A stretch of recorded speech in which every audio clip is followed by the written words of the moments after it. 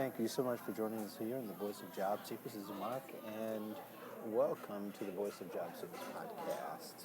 I always enjoy giving job search tips. This will be one of the episodes where I'm going solo, and I hope that I can add value to your job search this week.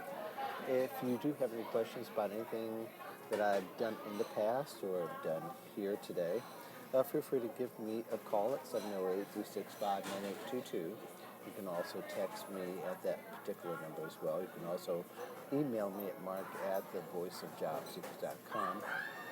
Another option, you can go to thevoiceofjobseekers.com, press the send voicemail button, which will activate your microphone computer automatically. You can just leave me a message right there on the website. But I hope today you'll enjoy today's show. Adding a little ambiance. This is not a fake recording as far as the background noise. I'm actually at Panera Bread in the south side of Chicago doing this recording. So hopefully this will be valuable to you, and I hope that you enjoyed the show. You enjoyed this short show this week. Next week we'll go back to the expanded content that we've been having, that I usually have, with interviews and conversations with career pros and experts and so forth. So I hope you get a lot out of today. Just want to share with you some of the, in essence, I'm doing this one because I get some feedback from some people who are into maybe the second or third month of the job search. It's been a while since they've been out of work because they've been laid off, or that they've been let go from the job for one reason or another. So I thought about maybe just talk about some ways to manage your fluctuating emotions during your job search.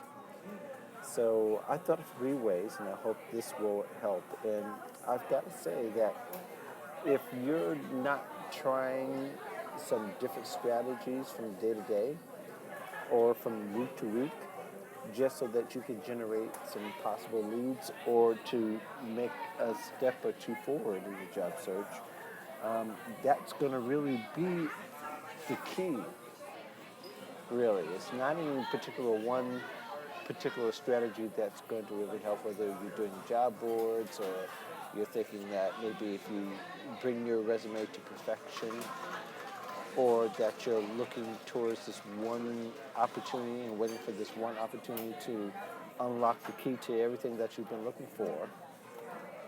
Or maybe you've been chasing after this one company. That's not going to do it. It's going to take a lot more to create interest. So I thought about 3 ways that you can manage your emotions, because they're going to go up and down, especially when you get to month 2, and as the months go on, you're going to be tempted to do and to think indifferently about yourself. You're going to possibly doubt yourself and wish more or less hope on your results, because you're beginning to think that maybe nobody wants you, which probably isn't true. But I'm going to try to make it simple, cut and dry. There's many different ways that people can add, and I hope that if you have a strategy that you've used that you're willing to share, just go ahead and let me know, and I'll do a follow-up show to it, or at least put some notes as an epilogue to this particular show. And the show notes and a lot of what I have to say is shared on iTunes, or you can go to thevoiceofjobseekers.com to hear. Now, 3 ways to manage your fluctuating emotions during the job search. And again, if you're not trying different things, then you're kind of stuck in a hole, or you're stuck in a mode that you don't want to be in. And I know for a lot of people, it's easier for them to apply to 100 job boards announcements in a month than it is to go talk to someone. It's harder to have 15 or 20 meaningful person-to-person conversations in a month's time. So here's some other strategies to try, and I hope that you'll find some success in it. I think one of the important reasons that you'll be able to endure a long job search and keep your emotions in check is to find your own reason for the career that you want, or the one that you're waiting for, or the one that you're carrying the torch for so long. Now, it's easy to use your spouse's reasons because they want you to find a job to contribute to the household. I get that. I understand that. And there might be underlying reasons like to make your parents proud, that you're hoping to get that one opportunity. Maybe to prove them wrong, or that you bought completely into what they've told you. And that's good if you do, but sometimes the strategies from our parents may be outdated for ever how long they've been into the workforce. Or maybe you're trying to impress your high school classmates. Even if you were voted most likely to succeed, um, that could be a reason, which is not one that's going to sustain you for a long job search. Or if your professor or mentor expects you to do well and you want to impress them, you don't want to let them down. Again, those really don't sustain a month or two or three or longer job search. By a year, your motivations is just to survive, and you might be tempted to find something just to get people to leave you alone about finding a job. But whatever that is, you have to kind of find your own reason. You got to find your own intrinsic fireplace, so to speak, where it keeps burning, it keeps you motivated, it keeps you sustained. I mean, if it's something that you were really meant to do, that you're going to find your own, you're going to find your voice in the matter, and you're the only one who really was meant to hear that voice that's telling you to keep going, to keep moving towards the goal. And that's a good thing. That's the voice that's going to be sustained, that your motivations is more intrinsic than extrinsic. Again, paying bills is a good long-term motivator, but then it gets to a point to where we'll get desperate, and we may take something that's far less what we're wanting to take. That's kind of a hard thing. So think about it. Think about counting the costs in the sense of that, do you have enough emotional, physical endurance to go months maintaining a strong pursuit of the areas that you want to pursue, or the area that you want to pursue? Can you do it for an extra year or so? If not, maybe you need to change plans. Maybe you still need to pick up something really quick and then still pursue it in that sense, instead of just waiting. Or that your emotions are just telling you just quit and to look something more long term, like your wife's suggestions or your husband's suggestions, to do the one thing that probably can keep you working for a longer period of time, but that's not fulfilling for you. That's something to consider. Are you expanding or trying to expand your understanding of the industry that you're going into? You're learning something new.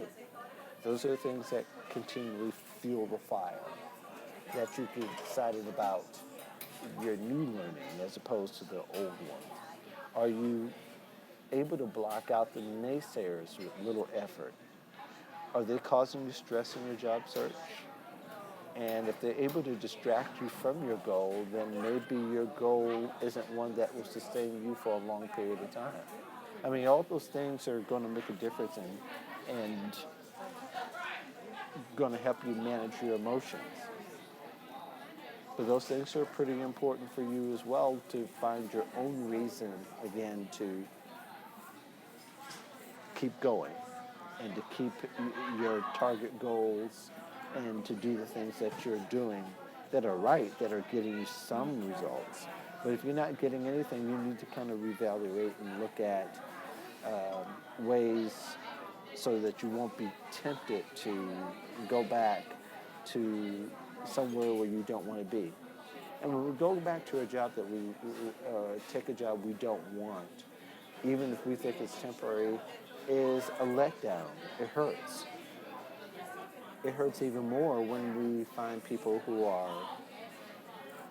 advancing ahead of us, who may have been at the job search game a lot less time than we have. that they're able to go from one job to another. And it's good to learn to find out what people are doing, and I think that's important.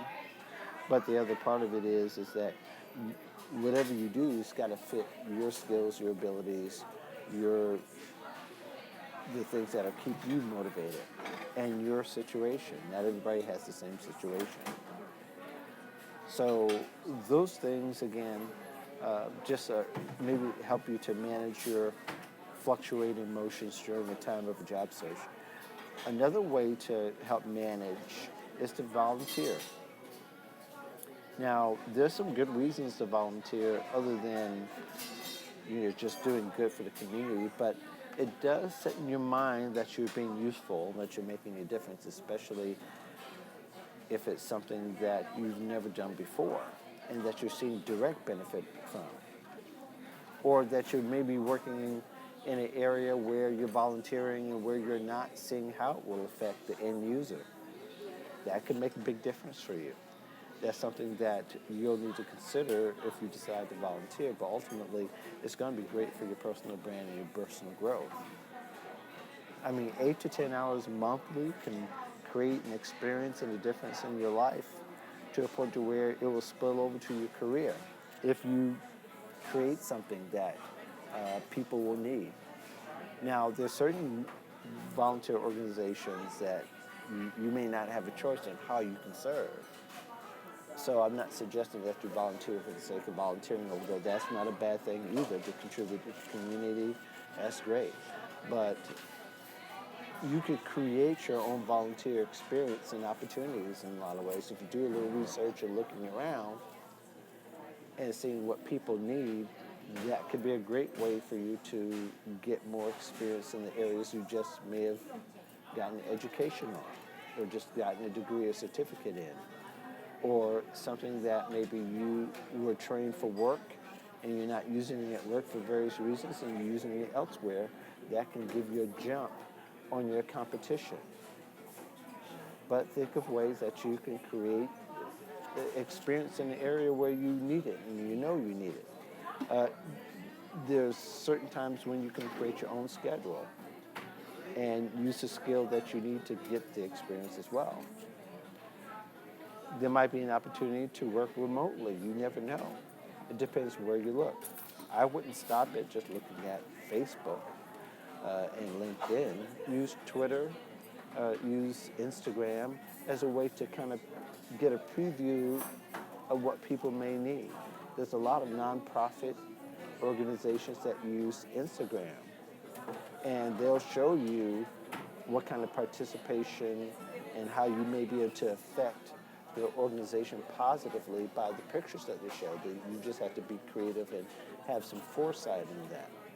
But you also have to have some vision for yourself and the difference that you can create and the value that you can create as well when you're working volunteer. It can take a little bit of time, but once you do it, you can have that going and working a contract job, which is another great way to keep working, keep an income coming in. But ultimately, you can make a difference through volunteering. It could be personally fulfilling, and also it can keep your mind going from being emotionally drained from worrying about where the opportunity is going to come from and how it's going to come about during a long job search. Again, this is the second reason or second way that you can manage your fluctuating emotions during your job search is volunteering. The first one we talked about finding your own reason.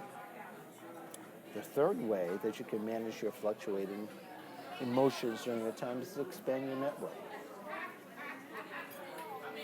I know a lot of people don't want everybody and their grandma to know that they're looking for work, and I can understand part of that because they want to manage their current employer if you're underemployed. But if you're unemployed, expanding your network is going to be one of the best ways to increase your hope and your opportunity and your faith and your abilities. It's very difficult to expand your network to people that you can trust and that you can let in to your life and to help you find other opportunities and create other opportunities. But I know a lot of people also have the motive that they don't want to tell everybody that they know because they don't want to be embarrassed. They don't want to let people from high school know that they're in between opportunities. But I tell you, everybody's in between opportunity at some point in their life. Mostly everybody. Very few of us are working and have kept working throughout their lives without having some gap, uh, short or long. So expanding your network, which you could do through social networking, and again, you know the popular ones that you can use, and there are ways to make them work for you. But you know, if we go back to the beginning, what we talked about, impressing people doesn't necessarily create an opportunity for yourself, or nor does it create jobs. What it will do is create your possibilities. It'll give you some increased hope. But as well, it can also help you think about your career in a very positive way. Networking is a great way to, I mean, one of the reasons you should want to increase your network and expand your network is also being able to get feedback. And feedback is very critical in a job search because you want to know if you're doing the right things or not. And a lot of times we can't find the right mix of way to string together opportunities to help us move forward, is that we don't know what other people are doing to get the results that they get. So a lot of times we got to just go to ask those questions. Ask people who we don't know, and even complete strangers if we have those opportunities. And again, using social is a great way to warm up to people, and then it's okay to ask. And a lot of times, complete strangers are great to ask. Old co-workers, we don't tap enough because we forget about them. We forget about their usefulness, or we even underestimate their usefulness. So expanding your network is another way to help mitigate the fear, and to also help you to manage those feelings that of one day feeling like you could do anything, and the next day feeling like you haven't accomplished much. Just to add on a few others, I mean, to go back to your old performance reviews and look at some of the things, the positive things that have been said about you. I know a lot of people don't get performance reviews, but a lot of you do. Maybe you're able to look at your old emails of when somebody said that you did great and you didn't remember how great that made you feel. I mean, there's a lot of ways to use your own motivation, your own means of motivations, your own tools. And a lot of times they're just within our hands. So having said that, I just want to give you 3 ways to kind of manage your emotions during this particular time. I hope that will be valuable to you. And I just want to add on, if you have any questions or anything like that, need some help in keeping motivation during your job search, feel free to contact me at mark@thevoiceofjob6.com, and other contact information that's in the show notes. Want to let you know that there are some great shows that are coming up. We have some books that we'll be able to share with you from some authors that, if you've been listening to the show for a while, that you've heard. Ryan Roten has written a book, so hopefully we'll have him on the show, as well as Mark Miller. Lavi Mogolin's haven't been on about a couple of years, and he'll be sharing his book and some others as well. I hope they'll come through, but those are ones I have committed for the future.